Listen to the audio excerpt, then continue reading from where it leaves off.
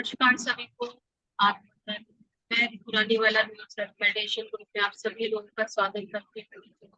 तो फ्रेंड्स, आज हम फिर एक नई स्टोरी के साथ एक नए टॉपिक के साथ आपने अगर नाम सुना होगा मिलरप्पा का। हमें पृथ्वी सर कई बार कहते थे कि हमें उनकी स्टोरी पढ़नी चाहिए, हमें उनकी क्या लाइफ स्टोरी है, हमें उनके बारे में जानना चाहिए। यानी कि हमारे जितने भी मास्टर्स ने हमें इतना ज्ञान दिया है, सबसे पहले तो हमें उन मास्टर्स को पढ़ना चाहिए और उसके बाद उनके द्वारा दिए गए ज्ञान को भी समझना चाहिए। क्योंकि सभी का ज्ञान हमें क्या दिशा दिखा रहा है, क्या बताना चाह रहे हैं, जिससे कि हमारी लाइफ में हमारी जो स्पिरिचुअल जर्नी है वो और इजी भी हो और हम उसमें आगे सहजता से बढ़ पाए। तो आज हमें जो लाइफ स्टोरी ऑफ मिलरप्पा है, अ तिब्बतन योगी, जो कि एक तिब्बत में एक योगी के तौर पे उन्होंने अपने जीवन को जो है आगे किया। तो आज हमारे साथ हैं वापस मीनू जी। और मीनू जी आज हमें ये स्टोरी सुनाएंगी।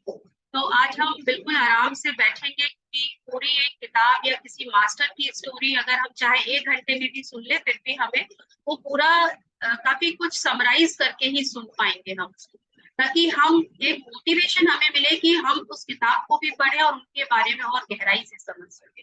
तो आज हम समराइज वे में यहाँ पर इस स्टोरी को आज मीनू जी के द्वारा सुनेंगे। तो स्वागत है मीनू जी आपका, धन्यवाद। आज बहुत सुंदर टॉपिक पर आप बोलने वाली हैं। टॉपिक नहीं कहूंगी, ये एक मास्टर है जिनकी हमें लाइफ हिस्ट्री जानने को मिलेगा, जिससे कि हम सभी जो है उनको समझेंगे और उनसे आज कनेक्ट होकर इस चीज को सीखेंगे कि वो हमें क्या उस स्टोरी के माध्यम से हम क्या ज्ञान ले सकते। तो धन्यवाद Meenu ji, thank you so much.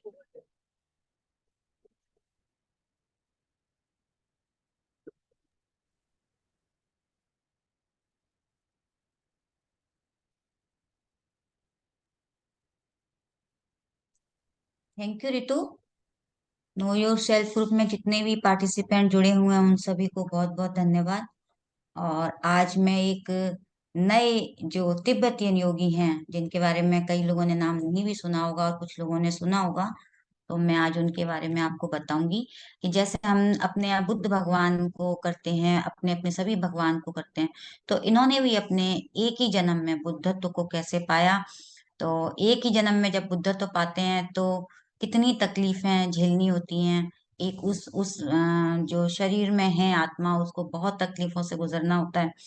तो आज हम उनके बारे में जानेंगे कि मिलरप्पा लाइफ स्टोरी। तो तिब्बत प्रदेश के जो सर्वश्रेष्ठ योगी मिलरप्पा, जिन्होंने एक ही जन्म में बुद्धत्व को पा लिया, तो वो कहते हैं भूमि पर जिस प्रकार से बुद्ध भगवान ने निर्वाण स्थिति को प्राप्त किया, उसी तरह से मिलरप्पा जी ने निर्वाण स्थिति को प्राप्त किया। तो आज हम इनके बारे पूरी तरह से समझते हैं कि मिलरप्पा जी के पूर्वज, जो उनके पेरेंट्स थे, वो बहुत अच्छे पैसे वाले थे और टेंगस्टा नाम के प्रांत में वो आकर रहने लगते हैं। और जहाँ वो यज्ञ, तांत्रिक पूजा, पुण्य, व्यापार करके काफी पैसे वाले हो जाते हैं। तो यानी उनके जो पिताजी थे व्यापार वगैरह करते हैं और इतने पैसे वाले होने के बाद, तो जब वो होते हैं तो किसी अच्छे घर की लड़की से उनकी शादी की जाती है। जो उनकी जो माँ थी वो भी एक अच्छे धनी परिवार से थी, कार्मोगेडन। तो उन दोनों की लव मैरिज होती है, प्रेम विवाह। और इसी युगल का प्रथम बालक होता है मिलरप्पा। तो कहते हैं भारत देश के समय करीब ये सन 1052 25 अगस्त में उनका जन्म हुआ था मिलरप्पा जी का। और मिलरप्पा जब 4 साल के थे तो उनके माता पिता के एक और दूसरी संतान यानी इनके बहन, एक छोटी बहन का जन्म हुआ। तो इतने धनी थे और सब सारे सुख थे। तो बहुत खुश परिवार था उस समय। तो जब मिलरप्पा जब 7 साल की उम्र के थे तो उनके पिताजी, जो उनका नाम था सरब जी, उनको एक बीमारी हो जाती है। और कोशिश करते हैं कि धन से कैसे भी उनकी सारी जांच कराई जाती है, वैद्यों को दिखाया जाता है, लेकिन उनकी बीमारी का कोई इलाज नहीं कर सकते। तो उनके पिताजी को जब पता चलता है कि वो मरने वाले हैं, तो वो ये जानने के बाद अपने सभी रिश्तेदारों को बुलाकर एक वसीयतनामा लिखवाते हैं। और जिसमें उन्होंने कुछ इस तरह से लिखा होता है कि मेरी मृत्यु के बाद मेरी संपत्ति का थोड़ा अंश मेरे मृत्यु के कर्म कांड में उपयोग किया जाए, और उसके बाद जो बची हुई संपत्ति है मेरे छोटे भाई, अर्थात जो मिलरप्पा के चाचा जी हैं, उनको संरक्षण के लिए सौंप दी जाए, जिससे कि परिवार है, छोटे बच्चे हैं, उनको जब बड़े हो जाएं तो उनको बाद में मिल जाएगी, कि जिससे मेरे पुत्र को युवावस्था में उनको दे दिया जाएगा और उनकी केयर भी होती रहेगी। तो इस तरह से वो उनको सौंप कर लिख कर वो मर जाते हैं। लेकिन कहते हैं ना, लिखिए जो लिखा होता है, जो नियत अपना कर किया हुआ नहीं छोड़ती है, नियति में जो लिखा होता है वही होता है। तो इस तरह से मिलरप्पा के पिताजी की मौत के बाद मिलरप्पा को बहुत सारी कठिनाइयों का जो शुरुआत हो जाती है वहीं से। तो अभी तक जब सुख का था, पिता थे, माँ बाप थे, परिवार था, धन था, सब कुछ कुछ भी अचानक से सब कुछ छिन जाए तो क्या लाइफ होती है। तो उनके चाचा जी की जो खेती बाड़ी थी, कारीगर वगैरह जो वहां काम करते थे, मिलरप्पा को उनके चाचा जी खेती बाड़ी में लगा देते हैं। तो अब एकदम से जब किसी बच्चे को खेती बाड़ी की जाए, तो गर्मियों का समय, उनकी माँ को भी घर का काम करना पड़ता था, उनके हाथ पैरों में छाले हो जाते थे, उनमें से खून बहने लगता था, और उनकी जो छोटी सी बहन थी, माँ बेटी दोनों मिलकर घर का काम संभालती थी। और अंत में जो भोजन बचता था, जो कहते ना बासी, तो खाना मिलता था, जो कि किसी जानवर को भी उन उसमें लिखा है कि जैसे किसी कुत्ते को भी अगर डाला जाए ना तो वो भोजन नहीं खाएगा। तो ऐसा जब भोजन उनको दिया जाता था तो उनको बहुत तकलीफ होती थी, उन पूरे परिवार को। तो इस तरह से कई साल बीत गए, और जब वो 15 साल के हो गए तो खेती बाड़ी का एक छोटा सा भाग उनको दिया जाता है कि खेती बाड़ी कर लो अपना, और उस समय बार्ली की फसल उगाकर वो अपना करने के लिए उनको कहा जाता है। तो जिसकी मदद से जो उनकी माँ होती हैं, वो उसमें एक बार्ली की फसल से जो पैसा आता है उसका उन्होंने एक समारोह रखती है, जिससे कि लोगों को खाना खिलाएंगी और भीड़ इकट्ठी करनी है। तो जिसका उद्देश्य था कि वो अपनी मांग गांव वालों के समक्ष रख के पूरी करना चाहती थी। तो उनकी मांग ये है कि मिलरप्पा के पिताजी अपनी मृत्यु से पहले जो संपत्ति उनके भाई को संरक्षण में सौंप के गए थे, उसी को लौटाने की वो मांग कर रही हैं। लेकिन ये सुनने के बाद मिलरप्पा के चाचा जी को बहुत गुस्सा आ जाता है। कहते हैं, अब कहाँ है वो संपत्ति? मैंने तो तुम लोगों की सबके जो खर्च हुआ और देखभाल की सारी संपत्ति खर्च हो चुकी है। अब आप ही देखिए, आप ही हमसे ज्यादा धनी हो गए हैं कि आप लोगों को समारोह कर रहे हैं, भोजन समारोह में इनवाइट कर रहे हैं। तो इस तरह से वो गुस्सा करके उनके चाचा जी बोलते हैं, और वो हाथ उठाते हैं उनकी माँ और बहन पर, और वो फिर वहां से चले जाते हैं। तो ये अपमान का जो उनकी माँ और बहन के साथ हुआ, वो सहन नहीं कर पाती हैं उनकी माँ, और पूरी तरह से रोने लगती हैं। तो इस परिदृश्य को देखकर, यानी जो सब घटना हो रही है, गांव के लोग जो होते हैं वो कहते हैं कि अब और तो कुछ उपाय नहीं है, तो बच्चों को तो कम से कम एक अच्छी शिक्षा दी जाए। तो बच्चों को एक अच्छी शिक्षा मिलनी चाहिए, तो वो लोग चंदा इकट्ठा करके मिलरप्पा को एक स्कूल में भर्ती करा देते हैं, और वो पढ़ने के लिए जाने लगते हैं। तो एक दिन मिलरप्पा जब विद्यालय से घर लौट रहे थे, बहुत ही खुश थे, गाना गा रहे थे। तो जब बच्चे स्कूल से आते हैं तो बड़े अच्छे मूड में होते हैं ना। लेकिन उनकी माँ के तो कलेजे में जो तकलीफ थी, वो जो घाव था, वो उनकी माँ जब देखती है कि ये तो बहुत खुश है, बड़े आनंद से आ रहा है, और उसको थप्पड़ मारती हैं बहुत जोर से कि तुम क्या बोलते हैं, तुमको सब कुछ भूल चुके हो, तुम इतना अपमान किया था, तुम सब कुछ भूल गए हो, इतना आनंद तुम्हारे अंदर कहाँ से आता जा रहा है, और तुमको सब कुछ कुछ भी याद नहीं है हमारे साथ क्या हुआ था। तो उस बच्चे को इस तरह से वो याद दिलाती है। तो ऐसा कहते ही वो मिलरप्पा को मारती हैं, और फिर उसके बाद बेहोश हो जाती हैं। थोड़े समय के बाद जब उनकी माँ को होश आता है, तो मिलरप्पा अपनी माँ को पूछते हैं कि माँ, आप कैसे खुश करूं मैं आपको? एक छोटा बच्चा अपनी माँ को कहता है, 15 साल के थे, लेकिन वो पूछते हैं कि माँ, आपको कैसे खुश हो जाओगी, मैं क्या करूं आपके लिए? तो आपके वो कहती है, तुम्हारे चाचा चाची ने हमारा इतना अपमान किया है, और जिसके लिए अब तुमको एक शुद्र विद्या सीखनी चाहिए, जो कहते हैं ना, शूद्र विद्या जिसे कहते हैं, तांत्रिक विद्या। तो ऐसी विद्या सीखनी चाहिए जिससे कि हम उसको बदला ले सकें। तो मिलरप्पा की माँ की इच्छा थी, तो वो मान जाते हैं कि ठीक है भाई, माँ की इच्छा है, मुझे शुद्र विद्या सीखनी है। तो निर्णय कर लेते हैं। तो अपनी माँ खेती बाड़ी का जो थोड़ा अंश होता है उसमें से कुछ पैसा और सोना बेच कर उसको मिलरप्पा को पढ़ने के लिए वहां पे विद्या के पढ़ने के लिए भेजती हैं।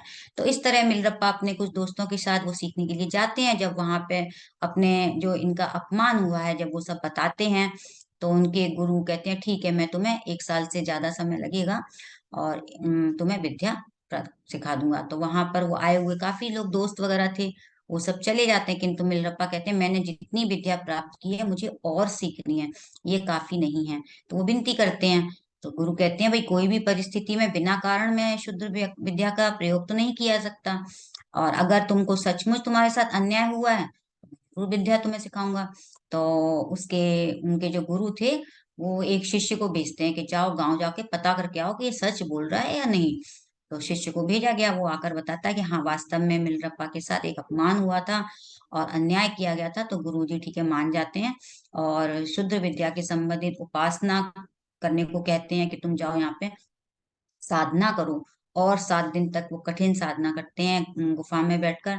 इस तरह भोजन और नींद के बगैर उन्होंने कठिन तपस्या करते हैं। तो 7वें दिन जब गुरु जी आकर कहते हैं कि अब तुम इस विद्या का उपयोग कर सकते हो, तुम इसके काबिल हो चुके हो, तो इसी दौरान गांव में मिलरप्पा के चाचा जी के लड़के की शादी की तैयारियां चल रही होती हैं, जिन्होंने उनका पैसा सब गबन कर लिया था। तो इस तरह से मिलरप्पा अपनी शुद्ध विद्या का फिर प्रयोग करने का उनका मौका मिलता है। और वहां जाते हैं, शादी का जो सब कुछ सजा हुआ था घर वगैरह सारा घर लूट लूट लेते हैं। और चाचा जी होते हैं, उनके अलावा जो मिलरप्पा के चाचा चाची के अलावा वहाँ 30 लोग होते हैं। तो जिसमें सबकी वहां पे इतना इस तरह की प्रयोग करते हैं उसका शुद्ध विद्या का, कि सब वहां के लोग सब मर जाते हैं, सबकी मृत्यु हो जाती है। तो पहले से ही गांव वालों और को सब पता था कि मिलरप्पा तो ये विद्या प्राप्त करके आया, तो लेकिन उसकी माँ के साथ भी बदले का ये वो मालूम था कि ये बदला वही लेना चाहती है। तो मिलरप्पा के चाचा चाची की हत्या करने वहां से फिर वो वहां से निकल जाते हैं कि अब ये तो गांव वाले छोड़ेंगे नहीं। और उन्हें रास्ते में रोकते हैं, फिर गांव वाले कहते हैं अगर आपने मिलरप्पा की हत्या करोगे, मिलरप्पा की माँ की हत्या करोगे, तो मिलरप्पा हमें फिर जिंदा नहीं छोड़ेगा। यानी उनको माँ के लिए भी फिर वो लोग कहने लगते हैं, तो इसलिए सबसे पहले हमें मिलरप्पा की हत्या करनी चाहिए। वो चाहते थे कि अब ये फिर से इसकी माँ को मारेंगे तो वो नहीं छोड़ेगा, तो मिलरप्पा को ही मार डालो। तो उसको ढूंढते हैं फिर सभी लोग। तो ये सारी बातें जानने के बाद मिलरप्पा की माँ किसी तरह से अपने बेटे को बचाने का प्रयास करती है। और एक यात्री नेपाल से यात्रा करके वहां मिलरप्पा के घर दीक्षा प्राप्त करने के लिए आए थे। तो उन्हें देखकर मिलरप्पा की माँ 24 घंटे का एक दिया प्रज्वलित करती हैं और कहती हैं कि अगर यह दिया 24 घंटे तक प्रज्वलित रहेगा तो इस यात्री पर मैं भरोसा कर लूंगी। एक विश्वास बनाया उनकी माँ ने कि तभी मैं इसको कुछ बताऊंगी। तो वो जलता रहा दिया इस तरह से, और बिच्छू को थोड़ा धन और दीक्षा देकर वो अपने बेटे को संदेश देने के लिए कहती है कि मेरे बेटे को ये संदेश पहुंचा देना।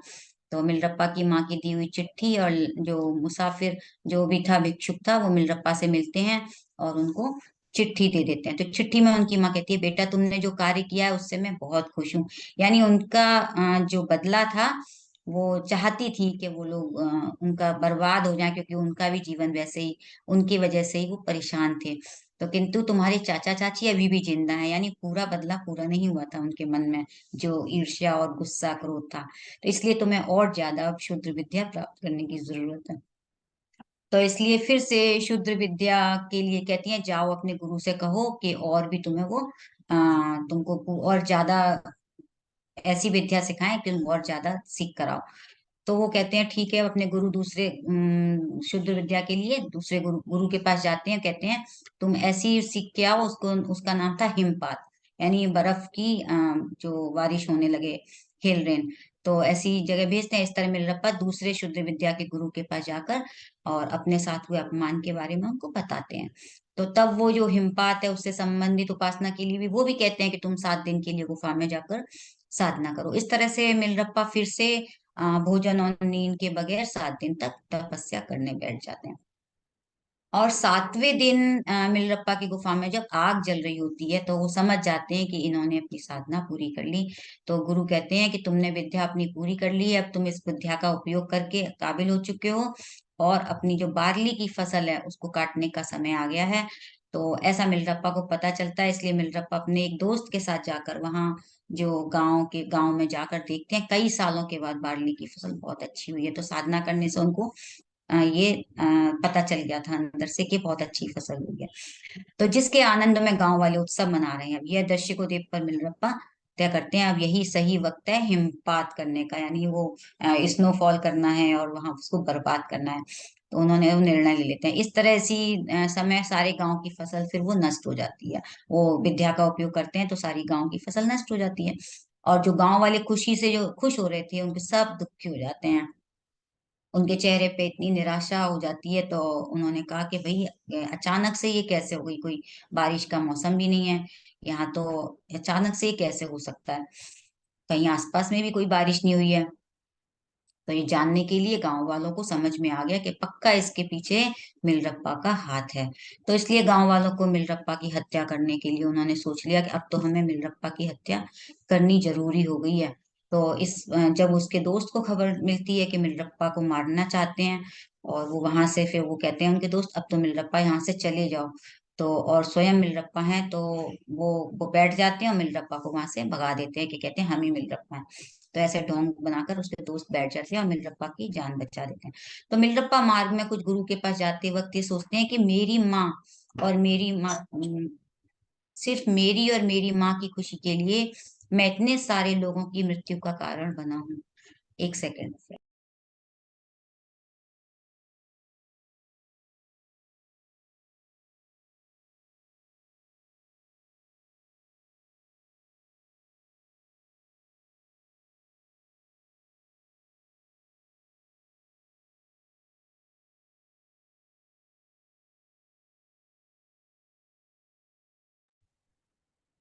तो वो सोचते हैं कि इतने सारे लोगों को हमने मारा है मेरी माँ की खुशी के लिए।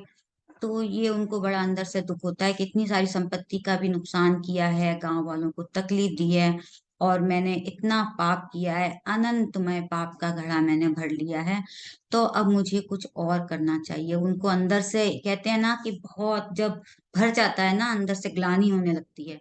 तो उनको अंदर से ऐसा लगा कि मुझे फौरन ही जानना होगा कि सत्य क्या है। तो अब उनको जब अंदर से उनकी आत्मा कचोटती है तो धर्मोपदेश जानना जरूरी है, ऐसा समझकर वो जो क्षुद्र विद्या दी गई थी वो उन्हीं गुरु के पास जाते हैं जो उनको क्षुद्र विद्या जिस गुरु ने दी थी। तो 2 दिन के बाद जो क्षुद्र विद्या के गुरु थे मिलरप्पा के पास खुद ही बहुत दुखी होकर आते हैं। और गुरु के पास जब जाते हैं तो तब तो कोई जवाब नहीं मिलता, लेकिन फिर गुरु उनके पास आते हैं, कहते हैं भाई अब तो जो मेरी देखभाल कर रहे थे अब वो तो खुद ही उनकी मृत्यु हो गई है, और मैं अपनी खुद ही जान बचाने के लिए इधर उधर भाग रहा हूँ। तो अब मुझे समझ में नहीं आ रहा है मैं क्या करूं, मैंने खुद ही इतना पाप का घड़ा भर लिया है। तो या तो तुम सत्य की खोज करो और मेरे परिवार की देखभाल करो, या फिर मैं सत्य की खोज करूंगा, और या तो तुम सत्य की खोज करो या मैं सत्य की खोज करूंगा, एक जन को जाना होगा जिससे कि मेरे परिवार वालों का ध्यान रखा जा सके। तो मिलरप्पा सत्य साधना और धर्मोपदेश प्राप्त करने के लिए फिर वहां से प्रस्थान करते हैं। तो किस तरह से उनको यहाँ तक उनकी स्टोरी मैंने आपको बताई कि उनको कैसे अंदर से महसूस हुआ कि अब मुझे सत्य की खोज करनी है। तो फिर वो वहां से लंबी यात्रा करने के लिए, ये जानने के लिए कि मुझे किसी से किससे लेना है, वो गांव गांव जाते हैं। तो फिर वो मिलरप्पा को ये जानने को मिलता है कि एक गांव में मारपा नाम का कोई व्यक्ति है। तो दोस्तों आपने मारपा नाम सुना होगा। जब मिलरप्पा है तो मिलरप्पा के गुरु मारपा हैं, और ये भारत देश में मौजूदा जो आध्यात्मिक ज्ञान और आध्यात्मिक ग्रंथों को जो तिब्बत भाषा में जो उन्होंने अनुवादित किया, उनके महानुभव उन्हीं को हुए थे। तो ये बहुत बड़े ये उनके गुरु हैं मारपा।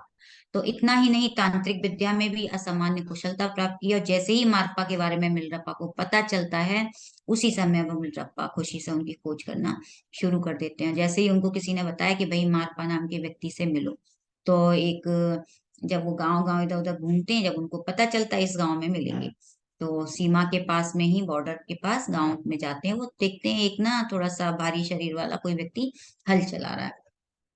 तो मिलरप्पा वहां जाकर पूछते हैं उनसे कि कहते हैं कि खेत में जितना हल चलाना बाकी है तो ये कार्य पूरा करके बताओ मुझे कि ये मारपा कौन है। तो बोले मैं ये काम कर लेता हूँ, मैं तभी तुमको बताऊंगा। बोला ठीक है। वो बहुत खुश हो जाते हैं, चलो भाई मेरा काम तुम कर दो। तो कहते हैं ये मेरा काम तुम कर दो, मैं ये हल चला रहा हूँ और फिर तुम्हें बता दूंगा। तो काम भी करवा लेते हैं उस बच्चे से। और बोले ठीक है, मैं खुश हो जाते हैं, चलो मेरे को काम ही तो करना है, मुझे जिनकी खोज है वो मुझे मिल जाएंगे। तो आखिर में वो खुश होकर सारा काम कर देते हैं। तो फिर वो कहते हैं अब मैं कहते हैं कि अब मैं ही मारपा हूँ। जब उनके घर जाके उन्होंने पूछा कि अब बताइए कौन है, कहते हैं मैं ही मारपा हूँ।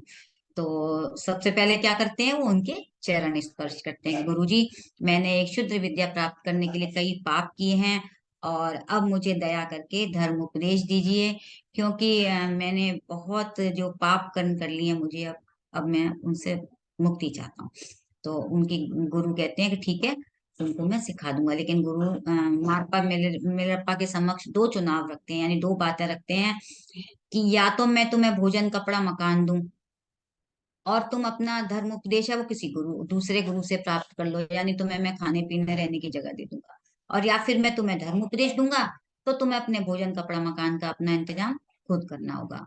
तो कहते हैं मुझे तो भाई धर्म उपदेश पहले जरूरी है, इन्हीं से लेना है मुझे, और तो मेरे को कोई देने वाला इतना अच्छा है, सबसे बड़े हैं, तो मैं अपने खाने पीने का इंतजाम तो भाई मैं कर लूंगा, लेकिन मुझे तो ज्ञान चाहिए, धर्म उपदेश चाहिए। तो उन्होंने निर्णय कर लिया। सुनकर वो कहते हैं भाई दूसरे गुरु नहीं है, मुझे तो आपसे ही मुझे ज्ञान लेना है। तो ऐसा निर्णय करते ही वो गुरु को बताते हैं और सहमति देते हैं कि ठीक है, अच्छा है, पर मुझे तुम्हारी मदद चाहिए। गुरु कहते हैं मुझे तुम्हारी मदद चाहिए।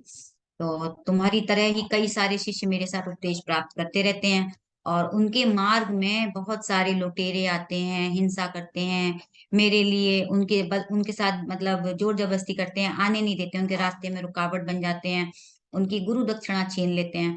तो कहते हैं कि तुम फिर उन सबको हिल्ले लगा दो। तो जिसकी वजह से वो धर्म उपदेश प्राप्त नहीं कर पाते हैं, वहां जाकर उनको विद्या के उपयोग से तुम्हारे पास जो शुद्र विद्या तुमने जानते हो सबको सबक सिखा दो। तो उसके बाद मैं तुम्हें निश्चित रूप से धर्म उपदेश दे दूंगा। तो यह बात सुनते ही मिलरप्पा खुश हो जाते हैं कि ठीक है भाई, मुझे ये इसके बाद मुझे ज्ञान मिल जाएगा। तो वो गुरु की आज्ञा का पालन करने के लिए वहां उस प्रांत में जाके अपनी विद्या का प्रयोग करते हैं, और उन व्यक्तियों को सबक सिखाकर आते हैं। तो अब से कोई भी मेरे गुरु के पास आने वाले शिष्यों के मार्ग में बाधा रूपी नहीं बनेंगे, मैं उनकी हत्या कर दूंगा। तो यह धमकी देकर वहां से उनके गुरु जो मारपा के पास आकर फिर वो धर्म उपदेश देने की विनती करते हैं कि भाई मुझे फिर से, अब आप मैंने ये आपका काम कर दिया है, मुझे आप धर्म उपदेश दो। तो गुरु कहते हैं ठीक है, तुम दूसरे प्रांत में और जाओ, वहां पे भी कुछ लुटेरे हैं, और वो भी वहां पे बाधा बनते हैं, तो उनको भी मेरे और मेरे लिए गलत सलत बोलते रहते हैं, तो तुम वहां जाकर उनको उनको भी सबक सिखा कर आओ, तो मैं निश्चित ही तुम्हें धर्म उपदेश दूंगा। तो यानी वो बार बार अपने शिष्य की परीक्षा ले रहे थे। तो जिस प्रांत में लुटेरे बसे थे वहां पे वो हिमपात का प्रयोग करते हैं, और उसके बाद वो जो वहां के व्यक्ति थे अंदर ही अंदर एक दूसरे के साथ लड़ाई झगड़ा करके सब खत्म हो जाते हैं। और ये सुनकर मारपा कहते हैं ठीक है, अब अंत में तुम मेरे पुत्र के लिए घर का निर्माण कर दो। यानी उन्होंने दो बार उनकी बात मान ली। फिर जब उन्होंने कहा मुझे ज्ञान दो, धर्म उपदेश दो, तो कहते हैं अब मेरे पुत्र के लिए एक घर का निर्माण करके दो। तो इस घर का निर्माण कार्य पूर्ण होने के बाद मैं तुम्हें निश्चित रूप से धर्म उपदेश दूंगा। तो अब क्या करें भैया, अब उनको तो लेना है, वो जो गुरु बोलेंगे वो करना ही होगा। तो ये सुनकर मिलापा रोते रोते गुरु से कहते हैं आपके दिए हुए कार्यों की पूर्ति में अगर मैं धर्मोपदेश प्राप्त किए बगैर ही मर जाऊंगा, मेरा तो ये जो पाप है, मैं तो नर्क का जीवन जीऊंगा, मैं कैसे पा पाऊंगा। तो मुझे आपसे ज्ञान प्राप्त करना है, मैं कहीं मर नहीं जाऊं, और मेरा तो आप बस मुझे कैसे भी ज्ञान चाहिए। तो कहते हैं नहीं नहीं, तुम चिंता मत करो, मैं तुम्हें जरूर से ज्ञान दूंगा। तो उनके पुत्र के घर घर बनाने के लिए वो राजी हो जाते हैं। तो दूसरे ही दिन सुबह फिर मारपा मिलरपा को एक पर मतलब पहाड़ पे जाके कहते हैं वहां पे जाओ और एक गोलाकार घर का निर्माण करो, और जो भी तुमको वहां पे सामान है सब मिल जाएगा, तुम वहां पे जाओ और घर बनाओ मेरे बेटे के लिए। तो आधा से ज्यादा घर बनाना उन्होंने, घर बन जाता है, वो अकेले लगे रहते हैं सामान ले जाना करना घर बनाना। तो एक दिन मापा वहां कर, मैंने अभी ठीक से सोचा भी नहीं था उसने, और उस घर को उन्होंने जो जो उनके गुरु थे उन्होंने कहा कि अरे ये तुम कैसे घर बना रहे हो, घर तुम ठीक से नहीं बना रहे हो, उसका बिल्कुल भी तुमने अच्छे से नहीं बनाया है। तो उन्होंने उसके घर को उन्होंने तोड़ देते हैं, कहते हैं नहीं नहीं, तुमने ये घर ठीक से नहीं बनाया है, इसको तुम फिर से बनाओ। तो अब थोड़े दिन के बाद फिर से वो दोबारा घर बनाने के लिए कहते हैं। तो आधे से ज्यादा जब घर का निर्माण हो जाता है तो फिर वो आके वहां पे कहते हैं मैंने फिर से ठीक से नहीं सोचा है, और तुम घर को दोबारा से उसको खत्म कर देते हैं, ये शिला है ये मिट्टी है, इसमें ठीक से सामान रखो और इसको फिर से जा बनाओ। तो थोड़े दिन के बाद वो फिर से उनको घर बनाने के लिए, जब उनको बोला, पहले गोलाकार बनाने दिया फिर त्रिकोणाकार घर बनाने दिया, तो उनको लगता है ये गुरुजी मुझे बार बार घर बनाने बोलते हैं और मैं बनाता हूँ और फिर बार बार मना कर देते हैं, तो ये कैसे होगा, मैं बार बार घर बनाता हूँ और उनको अंदर से बड़े दुखी हो जाते हैं, उनके शरीर पे इतनी तकलीफें आती हैं, शरीर से उनके खून बहता रहता है। लेकिन फिर भी वो कुछ नहीं कहते। ठीक है, मैं अंतिम बार है ऐसा ही मारपा कहते हैं ठीक है तुम्हारे पास। वो कहते हैं कि गुरुजी अब मैं क्या करूं। बोले तुम एक बार फिर से घर बनाओ। बोले आपने ही तो कहा था ऐसा घर बनाना। बोले तुम्हारे पास कोई सबूत है क्या। फिर से निर्मित किया हुआ घर वो दोबारा से उसको खराब करते रहते हैं और बार बार बनवाते रहते हैं। तो अब वो कहते हैं एक बार और दोबारा बनवाते हैं, तीसरी बार 9 मंजिला भवन निर्माण करने के लिए उनको कहते हैं। तो कहते हैं कि तुम्हें अवश्य ही मैं धर्म उपदेश दूंगा। यानी उन्होंने 2 बार बर्बाद कर दिया उसको, बार बार बनवा रहे थे, बार बार तोड़ रहे थे। तो सोचिए गुरु कितनी परीक्षाएं लेते हैं।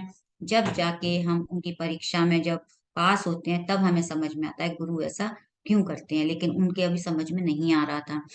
तो कहते हैं तुम्हें मैं धर्म उपदेश दूंगा और तुम्हारी साधना के समय तुम्हें आवश्यक भोजन कपड़े सब सामान भी तुम्हें दूंगा। तो ये मिलरप्पा सोचते हैं कि भाई ठीक है।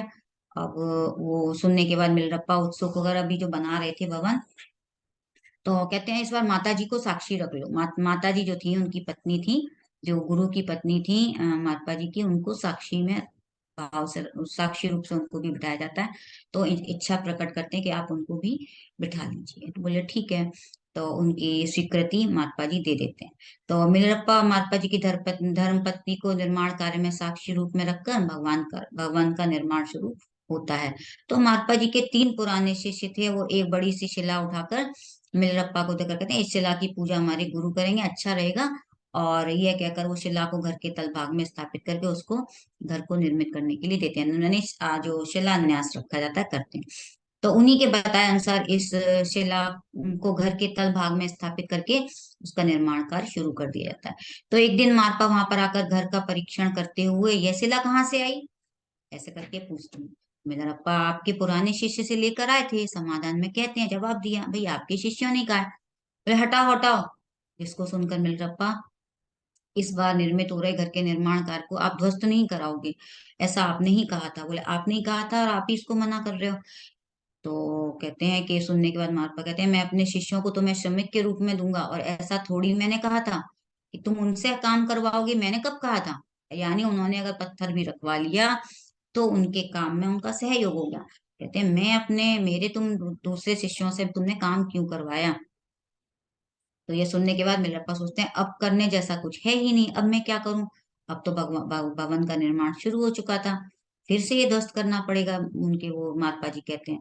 तो इस तरह से वो उन्होंने 3 व्यक्ति जो शिला को उठाकर लाए थे वो उस स्थान पर ले जाते हैं और फिर से उसको अकेले हिलाकर भगवान का निर्माण फिर से उसको तोड़ देते हैं, दोबारा से निर्माण कार्य शुरू करने के लिए। तो इस दौरान एक शिष्य का दल जो धर्मोपदेश प्राप्त करने हेतु गुरु के पास आता आया था, जिनकी जान जो माता जी की धर्म पत्नी को होती है, यानी जिनको पता होता है उनकी पत्नी को, वो कहते हैं कि यही अवसर है तुम धर्मोपदेश प्राप्त कर लो, यानी तुम जाओ उनके पास बैठ जाओ। उनकी पत्नी ने कहा कि वो इस तुम ना तुम्हारा बार बार तुमको ऐसा क्यों कर रहे हैं गुरु, और अभी अभी एक दल आया हुआ है वो ज्ञान दे रहे हैं, तुम उनके बीच में जाके बैठ जाओ। तो मिलरप्पा सोचते हैं ठीक है, वो जाकर बैठ जाते हैं। तो मिलरप्पा को देखकर वो पूछते हैं अरे तुम यहाँ क्या कर रहे हो, तुम भी आए हो। गुरु दक्षिणा में कुछ देना होगा तुमको, तुम्हारे पास क्या है। बाजी कहते हैं भाई मैंने तो आपके बेटे का मकान बना रहा था, मैं तो और तो मेरे पास कुछ है नहीं, मैं तो वही निर्माण कर रहा हूँ। कहते हैं वो तो मिट्टी दीवारों को बनाया हुआ है, तुम उसको क्या दे रहे हो, तुम क्या दे रहे हो हमको गुरु दक्षिणा में। और वो वहां से उसको मार पीट के उनको बालों को पकड़ के जमीन से घसीट कर उनको वहां से बाहर निकाल देते हैं। तो इस तरह से जो अपमान करते हुए मिलरप्पा होते हैं पूरी रात रोते रहते हैं। और देखने के बाद मारप्पा जी की पत्नी थी जो मिलरप्पा के पास आकर कहती हैं तुम्हारे गुरु बहुत तुम्हारे साथ इस तरह का कर रहे हैं, मुझे नहीं समझ आ रहा। कोई कुत्ता भी आता है अगर उसको भी बहुत प्यार से रखते हैं, लेकिन मैं नहीं समझ पा रही। तो तुम विश्वास रखो जरूर कोई इसमें कुछ राज है। तो दूसरे दिन फिर से मारपा मिलरप्पा के पास आकर अपनी जो घर बना रहे थे वो कहते हैं अब दूसरा घर का निर्माण करो और 12 मंजिला बनाओ। मतलब 9 मंजिला से वो 12 मंजिला पर आ गए। तो उसके अनुसंधान में एक बड़ा सा पूजा कक्ष बने ऐसे भवन का निर्माण करो जिसके पूर्ण होने के साथ ही मैं तुम ही निश्चित रूप से धर्मोपदेश दे दूंगा। माने अब फिर एक और भवन निर्माण करो। बार बार उनको यही कहा जा रहा। तो मारपा के बताए के अनुसार ही मिलरप्पा फिर से नए भवन का निर्माण शुरू करते हैं। तो जब शिष्यों का दल आता है तो उनकी माँ कहती है अब तुम जाओ और मैं तुमको एक तांबे का पात्र देती हूँ वो ले जाओ। तो कहती है ठीक है, अब तुम खाली हाथ तो जाओगे नहीं, अब तुम ये तांबे का पात्र ले जाओ और उसमें वो साथ में तांबे के पात्र में माखन साथ में दे देती हैं। तो फिर मिलरप्पा जब वो शिष्य जो आते हैं ना बीच बीच में, एक जैसे अपने यहाँ जो कोचिंग क्लासेस लगती हैं, एक एक ग्रुप आता है, ऐसे ही फिर से शिष्यों का एक दल आया। तो वहां जाकर बैठ जाते हैं फिर से। तो कहते हैं, अरे तुम फिर से आ गए, अब तुम क्या लेकर आए हो गुरु दक्षिणा में? तो मिलरप्पा बहुत ही विनम्रता से कहते हैं, तांबा का पात्र दिखाते हैं, उसमें माखन, तो कहते हैं, देखिए मैं तो आपके लिए ये तांबे का पात्र लेके आया हूँ। तो बोले, ये तांबे का पात्र लेके आए हो, ये किसका है? बोले, मैं तो ये माँ ने, उन्होंने दिया, गुरु माँ ने हमको दिया है। तो उठाकर फेंक देते हैं और घर से बाहर उनको उठा के खूब मारपीट कर, वो तो हमारे घर की चीज ही हमको दान दे रहे हो। तो ये उनको बर्दाश्त नहीं, उनको अच्छा नहीं लगता, उनका इतना अपमान करते हैं। तो फिर उसके बाद वो फिर से भवन का निर्माण जब उनका चल रहा होता है, उनके इतने पीठ पे फोड़े, इतना शरीर में दर्द, इतना मवाद, अब मतलब उनके शरीर पे कष्ट ही कष्ट होते जा रहे हैं, फिर भी उनके गुरु उनसे काम करवाते हैं। तो ये कंटिन्यू चलता जा रहा है बरसों तक। तो एक त्रिलोपा त्रिलोपा नाम का एक जो गुरु के पास बहुत सारे शिष्य आते थे, तो एक और ये शिष्य भी था। तो उन गुरु त्रिलोपा जी को गुरु रक्षाम में उनके शिष्य अनेक प्रकार की भेंट दिया करते थे। तो कहते हैं उनमें से एक सुंदर मिट्टी के बने हुए गमले पर भी नरोपा जी का दिल आ जाता है। तो वो गमला इस तरह से बात करता है कि मैं अपनी माँ की गोद में शांति से बैठा था, तब एक व्यक्ति कुल्हाड़ी से मुझे और मेरी माँ को खारिज करता है। तो भैया आप क्या कर रहे हो? मैंने पूछा, थोड़ा सब्र कीजिए। फिर मुझे वो अपने घर लेकर चले गए।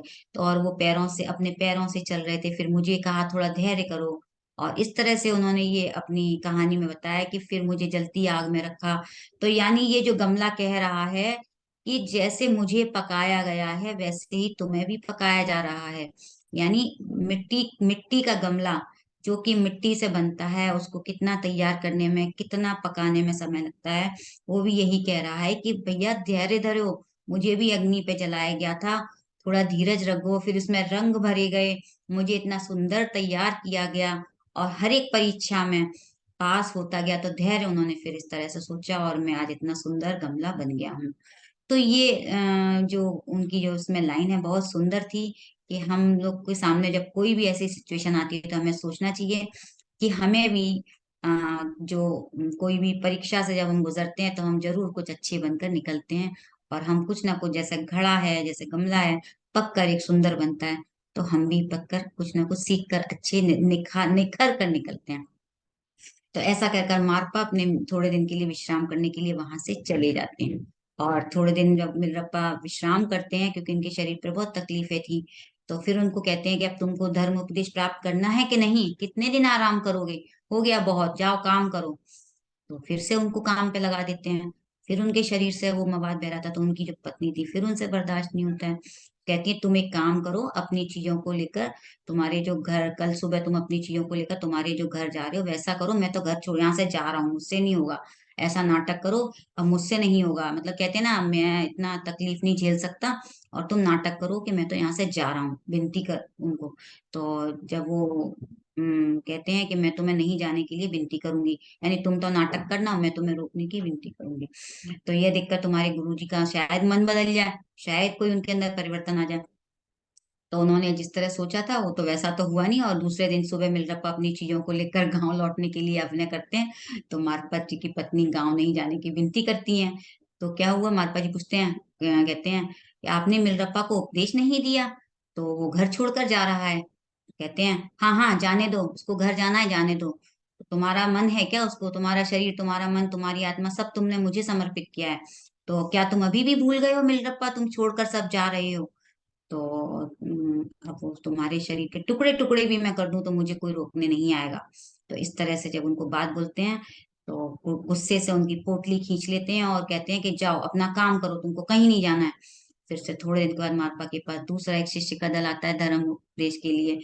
तो एक एक जब मैं पढ़ती हूँ इसको, एक एक, तो देखिए कितनी तपस्याएं उनके साथ हुई हैं, कितनी घोर उनके शरीर पर कष्ट हुआ है। तो ये जानकर फिर से मारपा की धर्मपत्नी कहती है, अब तुम इस बार जाओ फिर से। और वो एक ना नीलम बड़ी देती हैं, हीरा देती हैं, पहले तो उन्होंने तांबे का कटोरा दिया था, अब वो कहती हैं कि तुम ना नीलम बड़ी मैं तुम्हें देती हूँ, जाओ रसोई के घर के काम करने में वो मदद करते थे थोड़ी सी, तो मैं तुम्हें नीलम बड़ी एक गिफ्ट में दे रही हूँ, अब तो मेरी है, मैं मेरे पीहर से लेके आई थी, ये तो मारपा जी की नहीं है, अगर वो कुछ कहें तो मैं तुम्हें दे रही हूँ। तो तुम्हारे गुरुजी की नहीं है, मैं तो अपने मायके से लाई हूँ। तो ऐसा कह के मारपा जी की जो पत्नी थी मिलरप्पा को देके भेजती है, जाओ अपना उपदेश और ज्ञान प्राप्त करो। और जाके वहां बैठ जाते हैं। अब तो गुरुजी ने फिर उनको वहां बैठे देखा, कहते हैं अरे तुम फिर आ गए, क्या गुरु दक्षिणा लेकर आए हो? तो मिलरप्पा क्या दिखा देते हैं, उनके हाथ में वो नीलम मणि थी, वो दिखते हैं, ये तो मैं आपके लिए हीरा लेकर आया हूँ। बोले ये हीरा, ये नीलम मणि, ये तुमको किसने दिया? ये तो गुरु माँ का है। बोले हाँ ये मुझे गुरु माँ ने दिया है।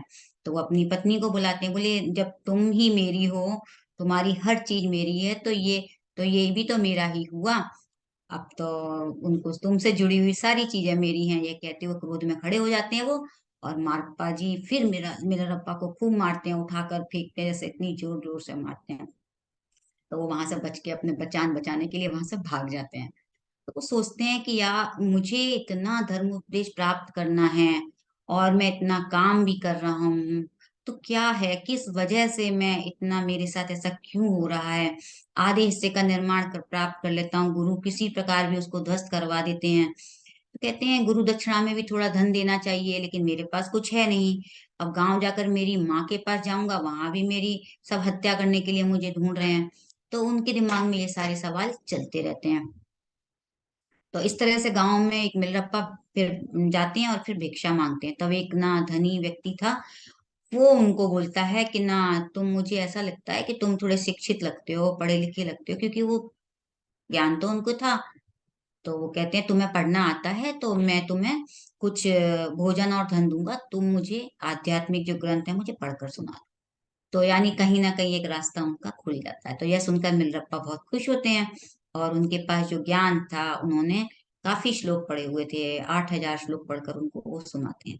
तो ये आध्यात्मिक ग्रंथ में जब एक जगह मिलरप्पा को ये ज्ञान मिलता है, पढ़ते पढ़ते कहते हैं ना कहीं जब हम कुछ पढ़ते हैं तो हमें कोई ना कोई हमारा ज्ञान मिलता है, रास्ता दिखता है।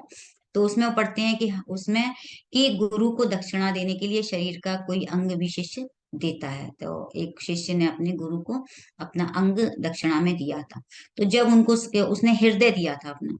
तो कहते हैं जब हृदय दे सकता है कोई, तो जरूर फिर गुरु के लिए मुझे, मैंने जो भी किया है मैंने गलती की है, तो मुझे भी गुरु के लिए कुछ करना चाहिए।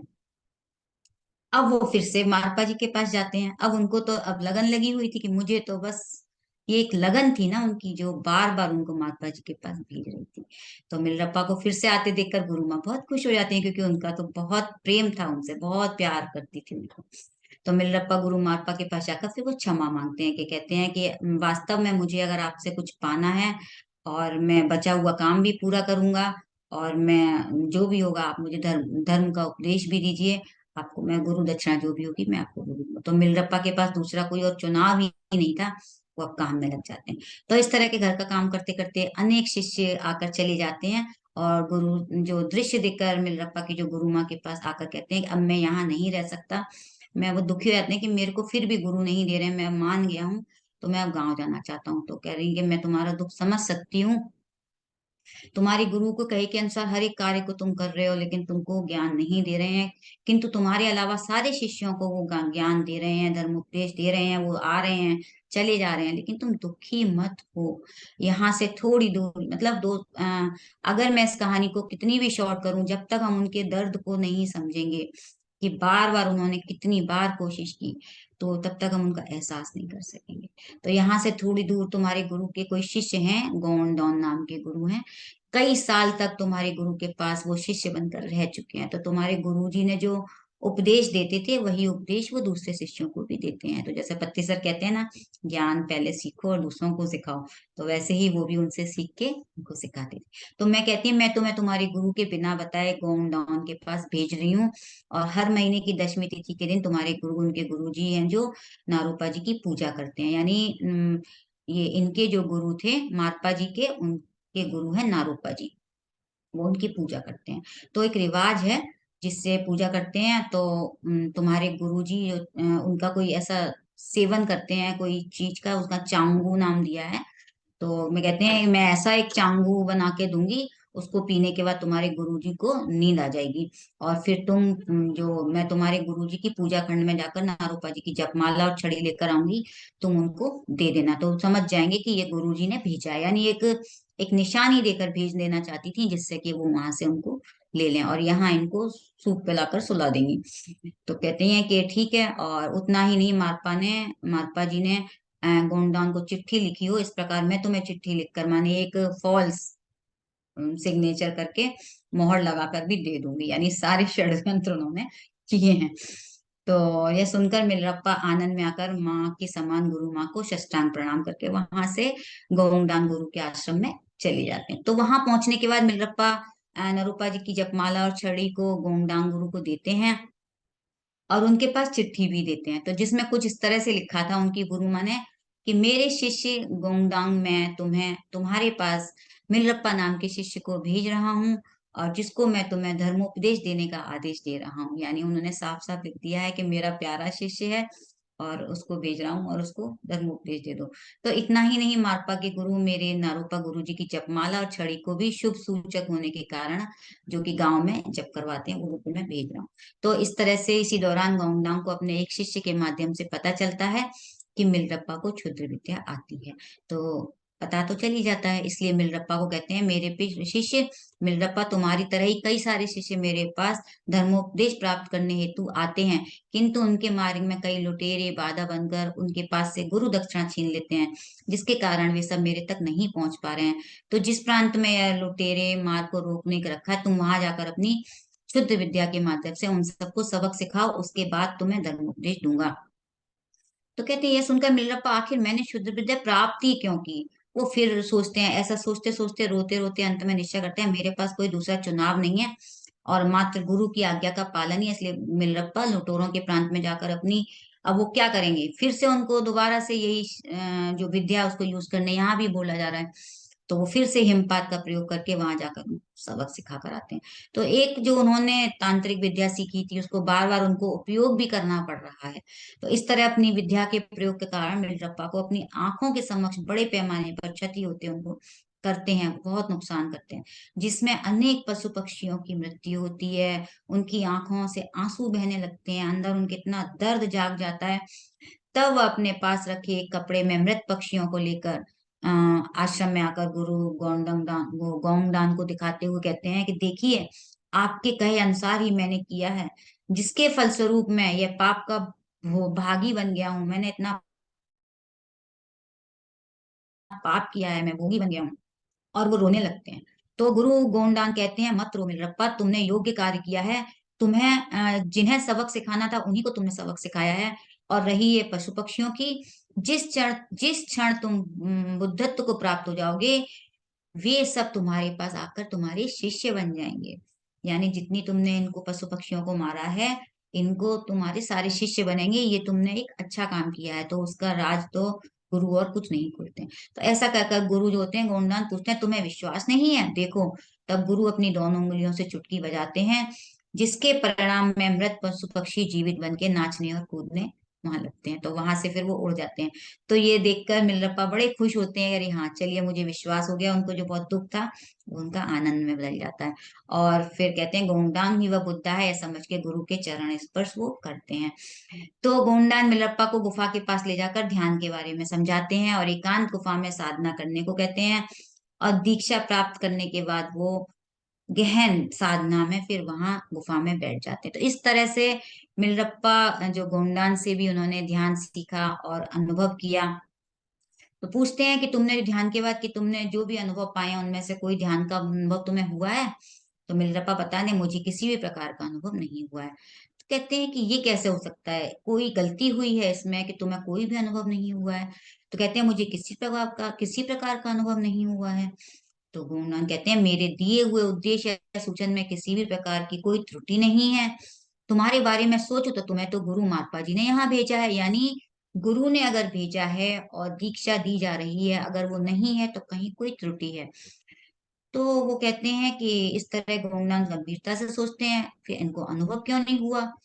तो उसी समय गौंडांग के लिए गुरु मार्पा से एक पत्र आता है, जिसमें कुछ इस तरह से लिखा हुआ था, मेरे प्रिय गोंडान, मैंने अपने पुत्र के लिए घर का निर्माण किया है और इस ग्रह के गृह प्रवेश के लिए यज्ञ पूजाएं करवानी है। तो तुम और तुम्हारे शिष्यों को दल के लेकर मेरे पास मदद करने के लिए आ जाओ। अब उनको ये लगता है कि ये तो मुझे गुरु अपने पास बुला रहे हैं। और इतना ही नहीं, वह मूर्ख मिलरप्पा तुम्हारे पास ही है, ऐसा मुझे जानने को मिला है। यानी उन्होंने यहाँ इस खत में ये जाहिर कर दिया कि मूर्ख मिलरप्पा। तो ये उनको अब बड़े मुश्किल में पड़ जाते हैं। तो कहते हैं इसलिए आते वक्त तुम्हारे साथ मिलरप्पा को लेकर आ जाना। तो ऐसी चिट्ठी में लिखा हुआ था, और जिसको पढ़कर गोंडान मिलरप्पा से पूछते हैं आखिर हुआ क्या है। तो मिलरप्पा पूरी घटना उनको बताते हैं। कहते हैं गोंडान के अब तो जो भी वो किया है सब अब हम व्यर्थ का ही कर रहे हैं। अब सदगुरु जी की स्वीकृति और कृपा के बिना हम कुछ भी नहीं कर सकते। यानी हम आध्यात्मिक मार्ग में हमें कुछ प्राप्त करना है तो गुरु के आशीर्वाद के साथ।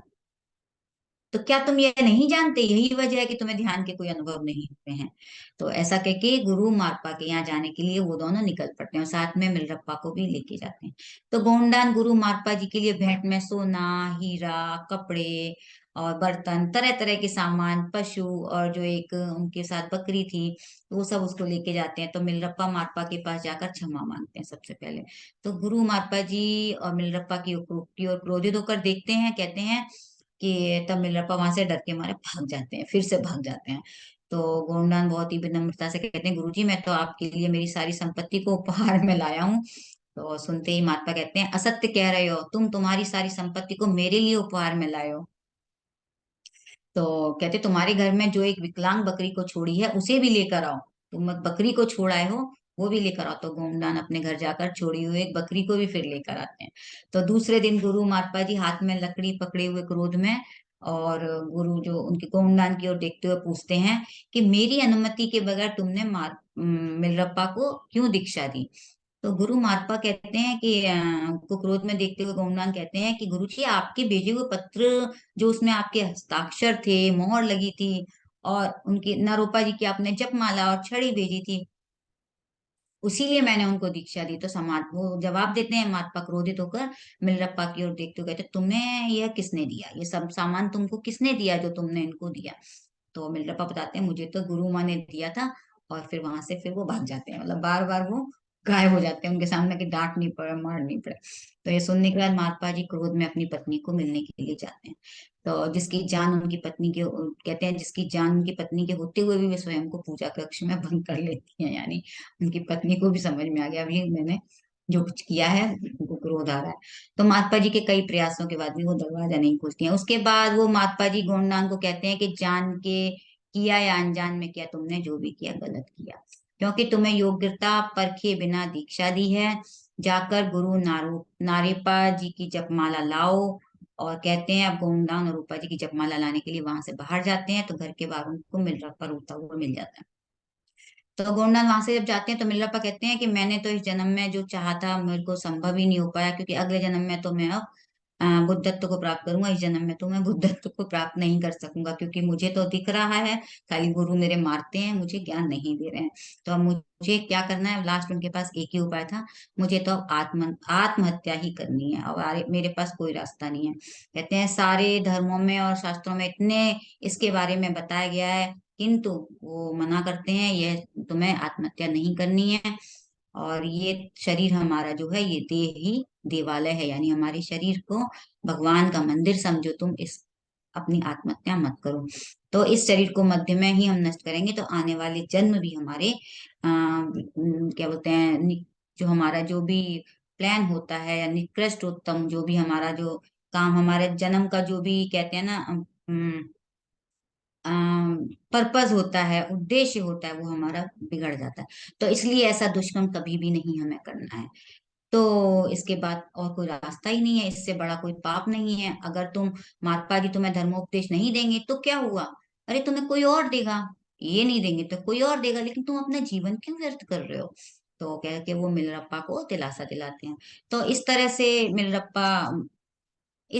ये मिलरप्पा रोते हुए कहते हैं मेरा जन्म तो अभागी है, अब क्या करूं मुझे नहीं समझ आ रहा है। तो मेरे गुरुजी जब भी मुझे देखते हैं शांत स्थिति में तुरंत ही क्रोधित हो जाते हैं, सबके बीच मुझ पर हाथ उठाते हैं, सबके बीच अपमान करते हैं। तो रोते रोते विचारते हुए वो कहते हैं अब उतनी ही देर में उनका एक दूसरा शिष्य आता है, कहता है मिलरप्पा गुरु ने तुम्हें भीतर आने को कहा है, निराश मत हो। तो मिलरप्पा को देखते ही मारप्पा जी की आंख में आंसू आ जाते हैं और उनको गले लगा लेते हैं। कहते हैं आज मेरा प्रिय शिष्य मिलरप्पा है, और ये मिलरप्पा जब सुनता है तो कहता है, अरे ये गुरु आज मेरे को गले लगा रही हैं, जो जिनको मैं हमेशा, मैंने जिनसे मार खाई है, जिनसे डांट खाई है, गुस्सा देखा है। कहते हैं कहीं ये कोई सपना तो नहीं है। अगर कोई सपना है तो भी सपना, मुझे सपना नहीं देखना है। तो सपना है तो स्थगित हो जाए। तो वहां के शिष्य इस दृश्य को कहते हैं, बहुत आश्चर्यचकित होते हैं कि अरे देखो, ये गुरु जी आज इनको इतने, इनकी आंखों में आंसू आ रहे हैं और मारपा को सबसे अच्छा स्टूडेंट करे। तो बहुत अच्छा सीन बनता है। तो मारपा रोते रोते मिलरप्पा को इस तरह बताते हैं कि मैंने तुम्हारी कई परीक्षाएं ली, इतना ही नहीं, तुम्हारे पास अनेक बार भवन निर्माण करवाया, ध्वस्त करवाया, और भूतकाल में भी तुमने जो पाप किए थे तुमको उनसे मुक्त किया है मैंने। यानी उन्होंने इतनी जो जो उन्होंने विद्या से उन्होंने लोगों को दुख दिए थे, उन्होंने गांव के लोगों को इतना बर्बाद कर दिया था, कितने लोग मर गए थे उसमें, और कितनी जानें चली गई थी, कितने लोगों को घर बर्बाद हो गए थे। कहने तुमने जितने भी पाप कर्म किए हैं इन सबसे मैंने तुम्हें मुक्ति दिलाई है, इसलिए तुम्हारे पास ये कार्य करवाए मैंने। तो इस दिन से तुम्हारे पाप के सारे कर्म अब साफ हो चुके हैं, तुम एकदम अब साफ हो चुके हो। तो अब तुम धर्मोपदेश प्राप्त करने के काबिल हो गए। यानी कहते हैं ना, पात्रता होनी चाहिए, तभी हमें गुरु ज्ञान देते हैं। तो हम जिस लायक होते हैं हमें गुरु उतना ही ज्ञान देते हैं। तो जब जब मैं तुम्हारी परीक्षा लेता था तब तब मैं भीतर से बहुत रोता था। यानी ऐसा नहीं है कि गुरु अगर हमें डांट रहे हैं तो उनको तकलीफ नहीं होती, उन्हें भी पता होता है कि उनको शिष्य को कितना बोलना है, कैसे डांटना है, उनको संज्ञान सब होता है, लेकिन तरीका उनको पता होता है कि इसको कैसे, इसको सुधारना है। तो तुम्हारे जैसे शिष्य को मैंने अभी तक नहीं देखा। और इतना ही नहीं, तुम्हारे आने के एक दिन पहले एक देवी माँ मेरे सपने में आकर बताती है कि तुम आध्यात्मिकता में बहुत उन्नति प्राप्त करोगे। और दूसरे ही दिन सुबह मैं खेत पर जब हल चरा रहा था तो मैं तुम्हारा वहां पर इंतजार कर रहा था। तुम मेरे पास आकर मेरे ही बारे में पूछ रहे थे। और इस तरह से मारपा मिलरप्पा को गले लगा लेते हैं देवताओं गुरुओं का, उनको आशीर्वाद मिलता है। तो जिन्होंने मिलरप्पा को उनको उपहार स्वरूप में जो दिया, यह सुनकर मारप्पा जी, धर्मपत्नी और वहां के शिष्यों के सबके आंखों में आंसू आ जाते हैं और सभी उनके चरण छूते हैं। तो एक थोड़ा सा इसमें पार्ट और भी है, मैं इसको थोड़ा समय लूंगी। कि दूसरे दिन सुबह मारप्पा जी जो वहां उनको सब कुछ गुरु जी बता देते हैं, तो उनको एक साधना करने के लिए गुफा में भेज देते हैं। तो जब वो मिलरप्पा जी गुफा में जाकर, जब 12 महीने की उन्होंने तपस्या की, अब यहाँ उनके गुरु का आशीर्वाद मिल गया। अब उन्होंने 12 महीने की तपस्या की है और तीव्र ध्यान साधना वहां करते हैं। तो कहते हैं मारपा और मारपा जी की पत्नी एक पवित्र दिन गुफा के पास आकर उनके लिए बहुत अच्छा खाना बनाकर लेके आती हैं, बुलाते हैं उनको वहां पर। ध्यान से जब उठते हैं वो, तो उनके वहां से उनको बुलाया जाता है, पकवान बनाती हैं, उनको तरह तरह की चीजें खिलाती हैं। और उनको जब गुरु उनसे ध्यान के अनुभव पूछते हैं, तो गुरु जब मारपा उनसे चर्चा करते हैं तो उन्होंने पूछा और सुना, फिर उसके बाद वो दोबारा ध्यान में चले जाते हैं। तो एक दिन मिलरप्पा को ना वहां देवी प्रकट होती हैं, और देवी उनको उनको जब उनको ध्यान साधना में देवी दिखाई देती हैं, कि कहते हैं तुमने महामुद्रा स्थिति को प्राप्त कर लिया है। यानी देवी ने कहा प्रकट होकर, तुमने महामुद्रा स्थिति को प्राप्त कर लिया है, तो तुम बुद्धत्व के एक क्षण में अब प्राप्त कर जाओगे। यानी अभी तुम परिपूर्ण स्थिति को प्राप्त करना है तुम्हें, और तुम अगर वो स्थिति प्राप्त कर लोगे तो तुम बुद्धत्व को प्राप्त कर लोगे। ऐसा कहकर हम आपके गुरु को बार बार मैसेज दे रहे हैं, इंट्यूशन दे रहे हैं, लेकिन वो उसको ले नहीं पा रहे हैं। यानी गुरु को इंट्यूशन, मारपा जी को तो देवी माँ ने दिया है, लेकिन वो उसको समझ नहीं पा रहे हैं। अब देवी माँ ने मिलरप्पा को कहा है कि मैं तुम्हें अब बता रही हूँ, कि तुमको अनुभव करा रही हूँ। तो वो कहते हैं कि ठीक है, इसके बारे में अपने गुरु को याद दिलाओ कि देवी श्री मिलरप्पा को ऐसा कहती हैं। तो इस बात को गुरु मारपा जी को बताने के लिए मिलरप्पा फिर गुफा से बाहर आ जाते हैं। तो मिलरप्पा को बाहर आते ही देखकर मारपा जी कहते हैं, किसी भी समय इस ध्यान साधना से तुम्हें बाहर नहीं आना चाहिए। कहते हैं मैं गुरु जी वैसे नहीं आता, लेकिन मेरे को देवी ने एक संदेश देने कहा है कि जाओ उनको आप बता, आपको बताने के लिए कहा है। तो मेरे को समझ में नहीं आ रहा था। तो कहते हैं मारपा जी को इसका क्या है, एक अनुभव हुआ है। और वो कहते हैं ठीक है, अच्छा मैं पता करता हूँ। तो उनके पास जो भी धर्म धर्म ग्रंथ थे उनमें वो ढूंढते हैं, उनको कोई समाधान नहीं मिलता है उसका। तो वो अपने गुरु के पास भेजते हैं उनको, जो कि भारत में थे उस समय, नरूपा जी। और मारपा, जिनको मिलने के लिए मारपा और मिलरप्पा तिब्बत से प्रस्थान करते हैं, यानी आते हैं यहाँ। इस तरह कई दिनों की लंबी मुसाफरी यात्रा जो करते हैं मारपा और मिलरप्पा, हिमालय में बसे हुए नरूपा जी से मिलते हैं। तो मारपा उनके समक्ष अनुभव के बारे में बताते हैं। तो नरूपा जी समझ जाते हैं, वो कहते हैं ये अनुभव तुम्हारा तो नहीं है। तो मारप्पा को उन्होंने पूछा, तो मारप्पा कहते हैं हाँ ये मेरा अनुभव नहीं है, ये मिलरप्पा को अनुभव हुआ है। तो नरूपा जी बहुत खुश होते हैं और अपने दोनों हाथों को ऊपर करके और उनको नमस्कार करते हैं। मिलरप्पा को कहते हैं तुम बौद्ध धर्म को और ध्यान को संपूर्ण तिब्बत में फैलाओगे, यानी उनको ये ज्ञान हो गया कि ये बहुत बड़ा, ये ज्ञान फैलाएंगे, ये बहुत बड़े वो हैं बौद्ध धर्म प्रचारक। तो चंद्रमा की तरह प्रकाशित होकर तुम्हारे ज्ञान को सब में बांटोगे। बहुत खुश होकर वो तिब्बत देश की ओर घूमकर 3 बार नमस्कार करते हैं और आसपास के भी पेड़ जो जो तिब्बत की ओर झुकने को नमस्कार करते हैं, यानी नेचर भी, प्रकृति भी उनको नमन करती है। तो पहले से ही जो झुके हुए थे वो सभी झूम झूम कर उनको नमस्कार करते हैं। तो सभी बहुत खुश हो जाते हैं और मारपा मिलरप्पा जब तिब्बत के लिए निकलते हैं तो कहते हैं नरूपा जी मारपा के पुत्र की मौत होने वाली है, ऐसा संकेत देते हैं। तो जब वो तिब्बत पहुंचते हैं तो उसके थोड़े दिन के बाद ही मारपा के पुत्र की मृत्यु हो जाती है और फिर मिलरप्पा जी फिर से ध्यान साधना में बैठ जाते हैं, जो कभी भी सोते नहीं थे। तो कहते हैं जिसके कारण वो बहुत प्रगति करते हैं। तो एक दिन मिलरप्पा सुबह जब सोए हुए थे तो स्वप्न में उन्होंने देखा कि जो उनका गांव था, यानी अब उनको अपना परिवार याद आ रहा है, ध्यान साधना में उनको अपने परिवार की याद आई।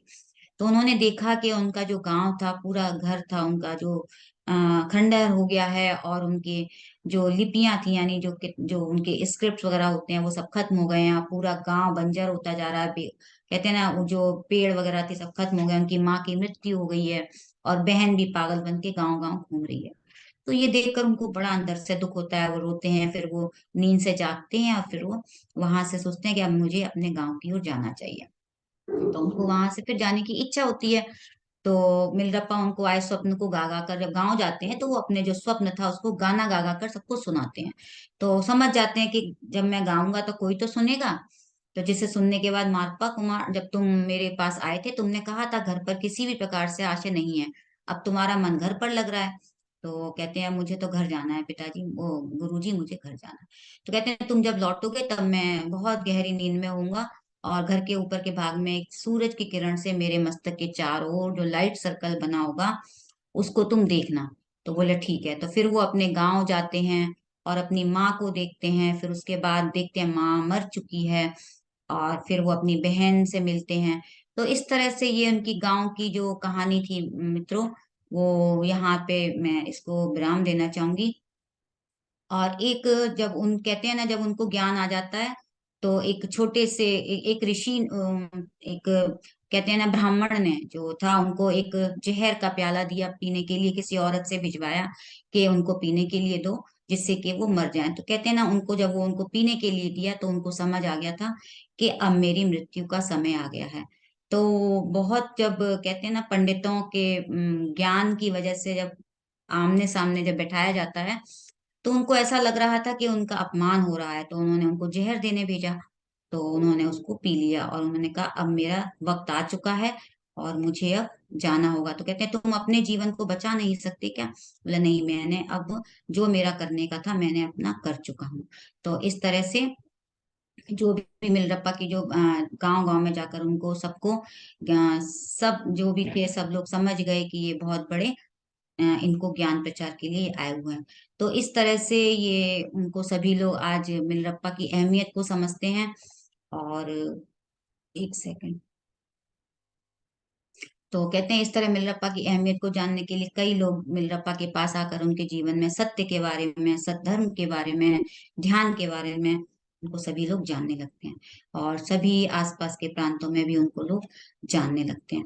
तो जब उनकी मृत्यु होती है तो वो कह देते हैं कि मेरे जहाँ पे मेरा आसन था उसके नीचे कुछ प्रसाद है, मिश्री है, उसके टुकड़े हैं, मेरी मृत्यु के बाद सबको बांट देना, और वो प्रसाद सबको दिया जाता है। तो इस तरह से वो सबको बांट दिया जाता है और वो उन्होंने अपने जीवन में बुद्धत्व प्राप्त करते हैं। तो इसलिए उनके जीवन की कहानी यहाँ पर समाप्त होती है। तो ये एक पूरे जीवन में उन्होंने किस तरह से बुद्धत्व को पाया मिलरप्पा जी ने, ये कहानी बहुत बड़ी है मित्रों, लेकिन मैं जितना हो सकती थी मेन जो उन्होंने कैसे बुद्धत्व पाया वो मैंने आपको बताना था, क्योंकि बहुत दुख और झेल कर ही हम कुछ पा सकते हैं। तो हमें भी अपने जीवन में अगर कोई तकलीफें आ रही हैं तो उनको ये नहीं सोचना है कि हम सहन नहीं कर सकते, हम सहन करके ही हमें आगे। तो धन्यवाद। थैंक यू, थैंक यू, आप लोगों ने इतने पेशेंस के साथ सुना। और अब हम सभी ध्यान की ओर चलेंगे। आपने इतनी बड़ी किताब को छोटे में समराइज करके सुनाया, बहुत अच्छी कहानी थी। बहुत बड़ी किताब है और बहुत इंटरेस्टिंग है, क्योंकि मेन पार्ट जो था वो वही है कि उन्होंने कैसे अपने गुरु से मिले और कैसे तकलीफें उन्होंने झेली, तो वही मुझे थोड़ा सा, मैंने ज्यादा उसको लिया है। तो थैंक यू, आप लोग फिर भी इतने पेशेंस के साथ पूरा मैंने समय लिया है। तो कोई कुछ जानना चाहेंगे इस बारे में और कुछ अगर पूछना चाहेंगे, आपको फिर कोई हम ध्यान में क्वेश्चन चले। हो या शेयरिंग हो तो आप कर सकते हैं बात, और नहीं तो फिर हम ध्यान के लिए। जी, तो हम सभी ध्यान की ओर बहुत चलते हैं। रिकमेंड करते हैं कि आप लाइफ स्टोरी पढ़े बिलरप्पा की। तो उसमें बताते हैं कि किस तरीके से उनके लाइफ में इतना स्ट्रगल रहा, इतना स्ट्रगल उन्होंने पूरे पेशेंस और सरेंडर से अपने, जैसा कहा उनकी माँ ने उसको भी किया, जैसा कहा उनके गुरु ने वो भी किया, यानी पूरी तरह एक्सेप्टेंस और सरेंडर से उन्होंने अपने जीवन में जो भी चैलेंजेस आए उसको पार किया। इनकी कहानी से सबसे पहला शिक्षा तो हमें यही मिलती है कि हमें पेशेंस के साथ एक, जो भी हमारे सामने तकलीफें आ रही हैं हमें उनसे निकलना है आराम से। और उन्होंने और भी कई चीजें उन्होंने बताई कि नॉनवेज के लिए भी मना किया है, साधनाएं की हैं, और बहुत बहुत ही ज्ञान है इसमें। तो दोस्तों आप लोग पढ़ें सुने। शेयर कर देती चलिए, हूँ।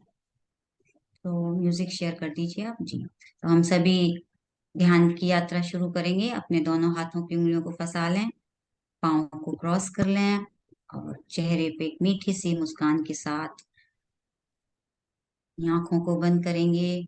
पत्री जी को नमन करते हुए, मिलरप्पा जी, मारप्पा जी, नरिप्पा जी, सभी ज्ञानी, सभी बुद्धत्व जिन्होंने प्राप्त किया है, बुद्ध भगवान, अपने अपने गुरुजन, सभी को याद करते हुए हम ध्यान की ओर चलेंगे। निश्वास के साथ एक हो जाएंगे।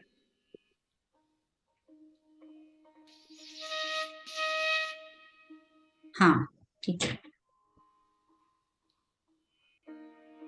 अभी नहीं आ रही है। ठीक है, ठीक है।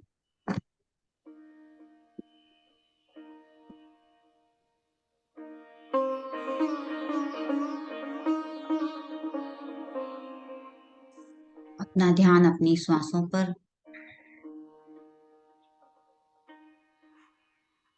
कोई सोच नहीं, कोई विचार नहीं,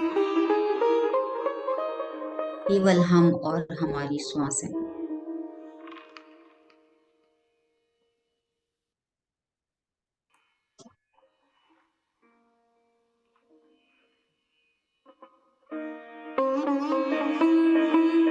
अपने आप को पूरी तरह से अनुमति दें, रिलैक्स,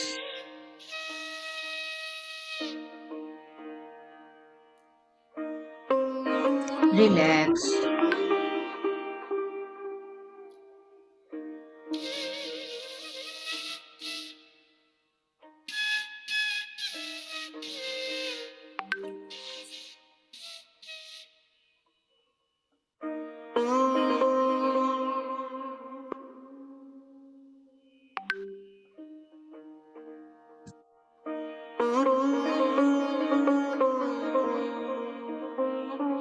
अपना ध्यान अपनी श्वासों पर।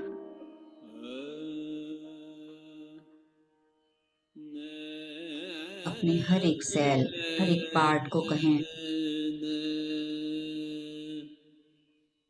एकदम शांत, शांत हो जाओ।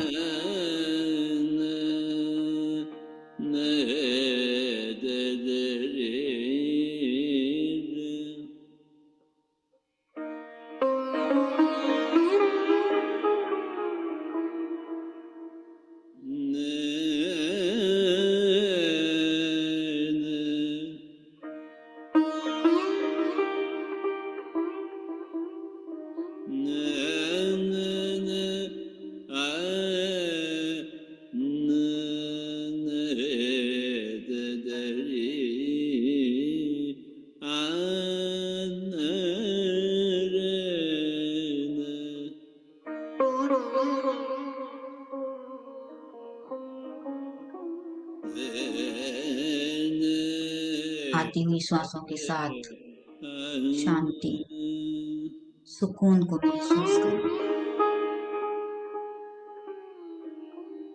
और जाती हुई श्वासों के साथ तनाव, भय, क्रोध सब बाहर जाते हुए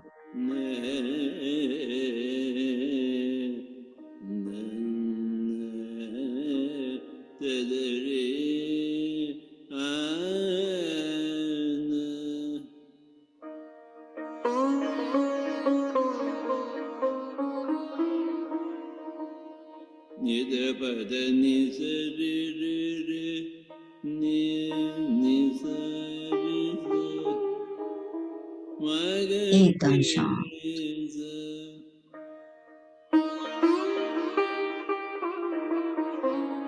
विचारों का और मन का बड़ा ही गहरा संबंध होता है। मन बार बार विचार उत्पन्न करता है। हम कभी पुरानी बातों को याद करते हैं तो कभी आने वाले वक्त में, कभी पास्ट में, कभी फ्यूचर में।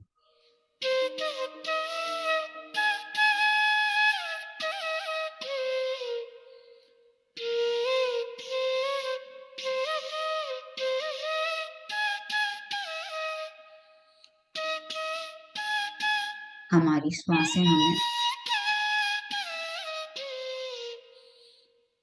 प्रेजेंट में ले आती हैं।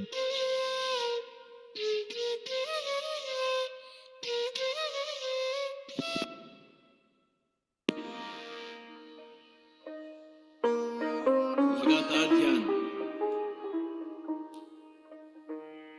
आंखें बिल्कुल बंद।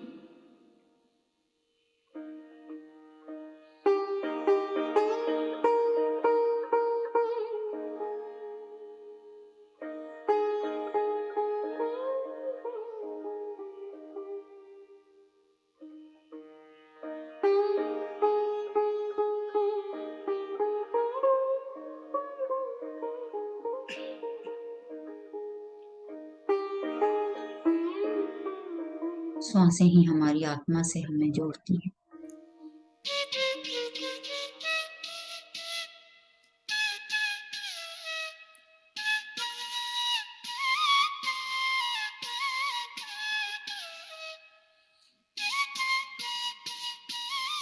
जुड़े रहें अपनी श्वासों के साथ।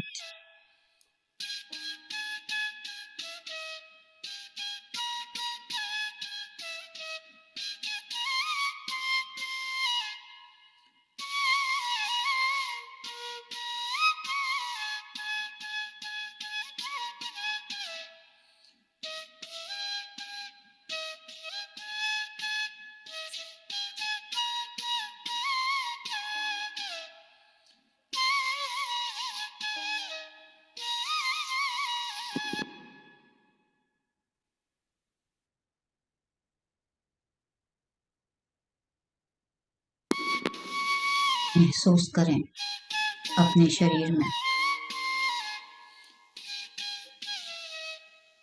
उस दिव्य ऊर्जा को,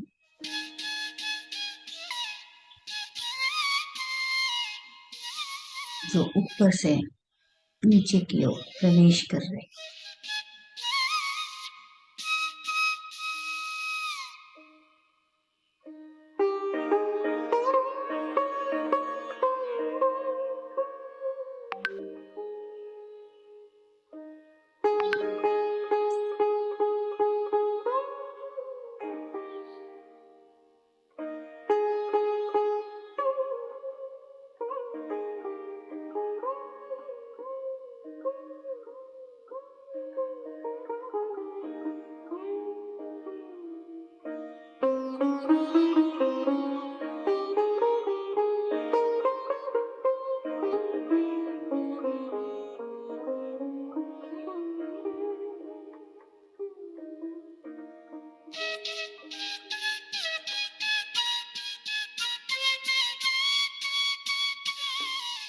दिव्य ऊर्जा आपके सिर से होती हुई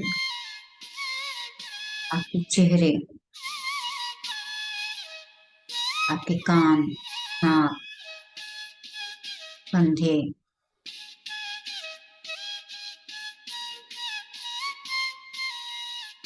सभी से होकर आपकी चेस्ट, पीठ, कमर, पेट, हाथ से होती हुई पूरे शरीर पूरी तरह से फैलती जा रही।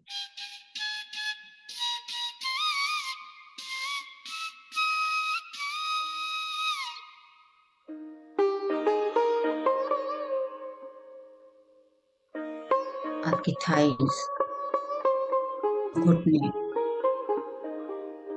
काफ मसल्स, पैर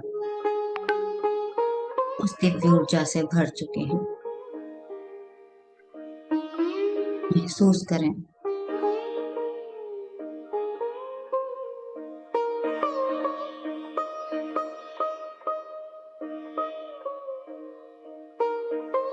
उस दिव्य ऊर्जा को।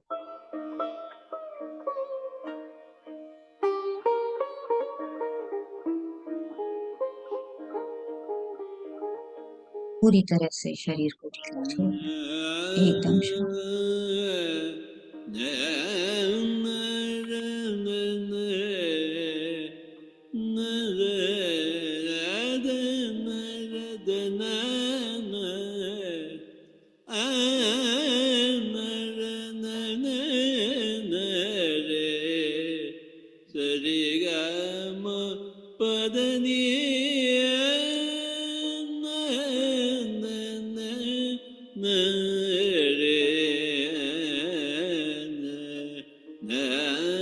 बने रहें अपनी सांसों के साथ।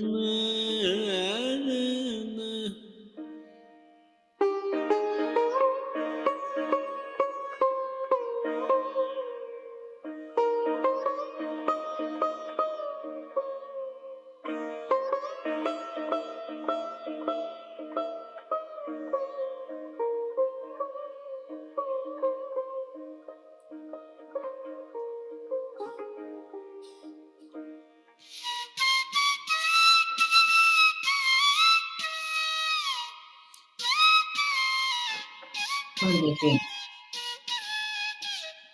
बहते चलें और गहरे और गहरे।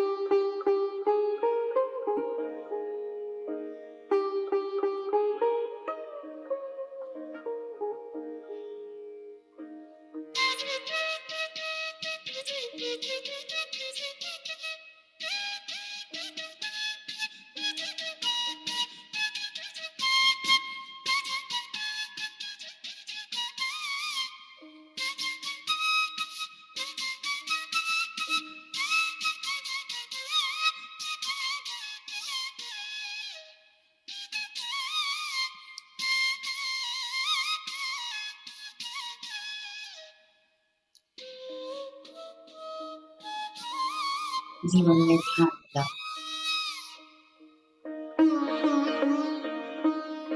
मन शांत हो रहा है। बहुत भाग लिए इधर उधर,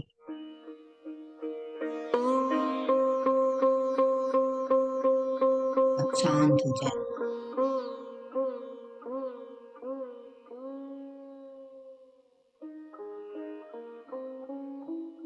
खुद के लिए, अपने आप के लिए।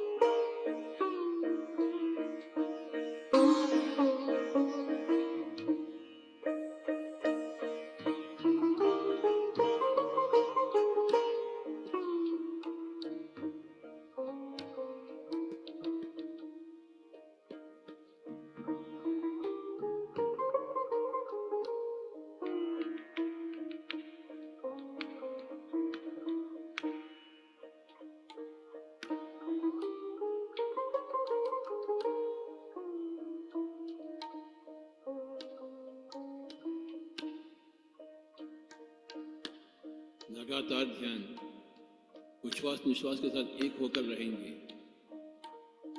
हम योगी बनेंगे, योगीश्वर बनेंगे। अगले जन्म में नहीं, इसी जन्म में हम भी शंकर भगवान के जैसे बनेंगे, कबीर जी के जैसे बनेंगे, गौतम बुद्ध के जैसे बनेंगे। क्यों नहीं बनेंगे?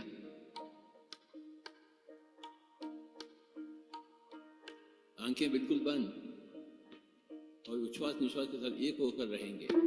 बाहर से अंदर आती हुई सांस, अंदर से बाहर जाता हुआ सांस।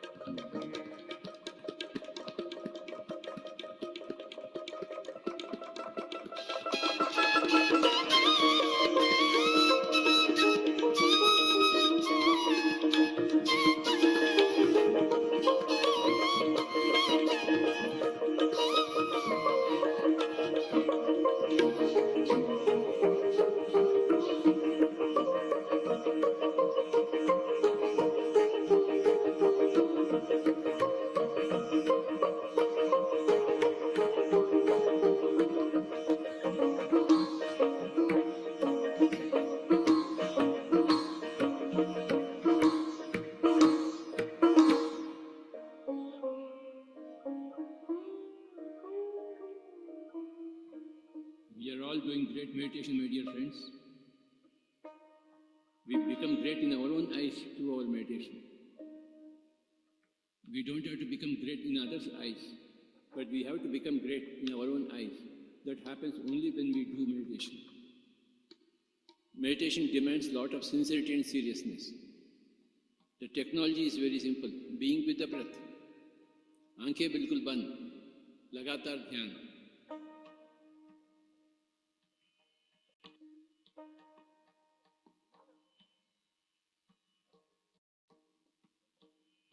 उच्छ्वास निश्वास के साथ एक होश पर रखेंगे.